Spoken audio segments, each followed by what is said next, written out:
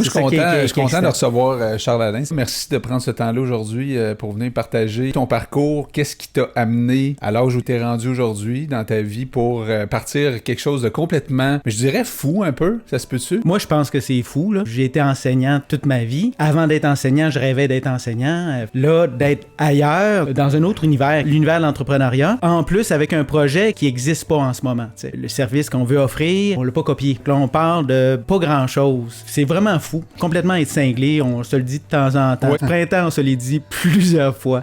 Là, t'es en sabbatique, exact. Mais t'as été un prof ultra passionné. Je me disais, ouais, là, je me suis fait traiter de fou à cause de mon projet. Là. Tu regardes ça de l'extérieur, ça fesse dans le dash, là, cette espèce de structure-là. C'est quelque chose qu'on n'a pas vu. Alors là, tu pars en affaires, t'es un prof, t'es dans un système qui est plus traditionnel, là. Puis là, tu te fais traiter de fou par tes collègues, par ta femme. Non, personne dit qu'on est fou. Tout le monde le pense, personne ne le dit. C'est ça. Je pense que les gens regardent ça, puis ah ouais, cet étonnement-là, tu l'entends, là. Vraiment, il me semble que t'as tout, là. T'as ta pension, une job garantie, t'as 2 mois de congé. Qu'est-ce que tu t'en vas faire à partir une entreprise, puis tout risquer là-dedans? Il y a comme une incompréhension, il y a peut-être un peu de jalousie de voir que quelqu'un ose. Quand j'ai vu que Charles Alain a parti un projet comme ça, ben j'ai eu de l'étonnement face au projet parce que la première affaire que j'ai vue, je pense, c'était une vidéo. J'ai fait, qu'est-ce que c'est ça, cette affaire-là? T'as croisé combien de collègues en 20 ans qui ont annoncé qu'ils partaient en business?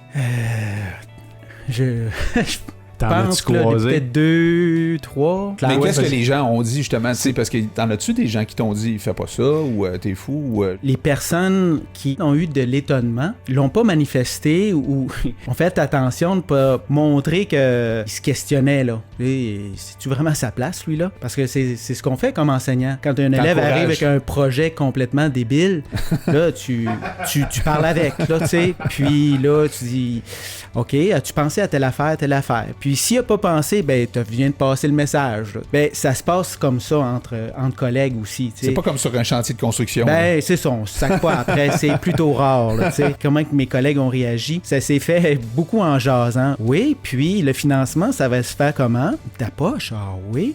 Puis là, pendant l'an prochain, ça va être quoi ton salaire? Oh, tu n'as pas. Ah, fait que c'est une question sur la sécurité et l'insécurité financière, beaucoup. Tu dirais. Oui. Quand est-ce qu'il est venu l'idée de dire on fait une affaire complètement qui se fait pas ailleurs, flyer? C'est parti de où cette affaire-là? Ben, comme la plupart des entreprises, on est parti de quelque chose qu'on veut faire. C'est quand même capoté, là. Oui. Parce que si tu regardes la photo qui est sur les écrans, là, on voit le genre d'igloo. C'est à quelle hauteur? 20 pieds de haut. 20 pieds de haut? Ouais, 40 pieds de diamètre.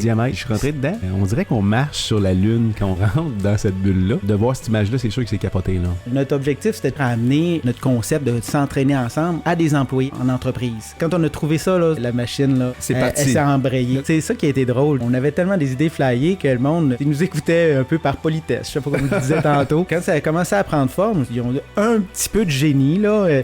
Ils sont un petit peu terre à terre, tu sais. T'as travaillé fort parce que t'as travaillé comme prof et aussi sur ce projet-là. Ouais. Faut que ça t'interpelle puis que ça te passionne pour avoir autant d'énergie que ça, là, en ce moment. Je m'attendais pas à ça. Probablement à cause de la passion. C'était difficile ma fin d'année. J'ai été très ému quand j'ai annoncé ça à mes élèves que je m'en allais. Ému, c'est parce que je me protège, là, mais j'ai braillé.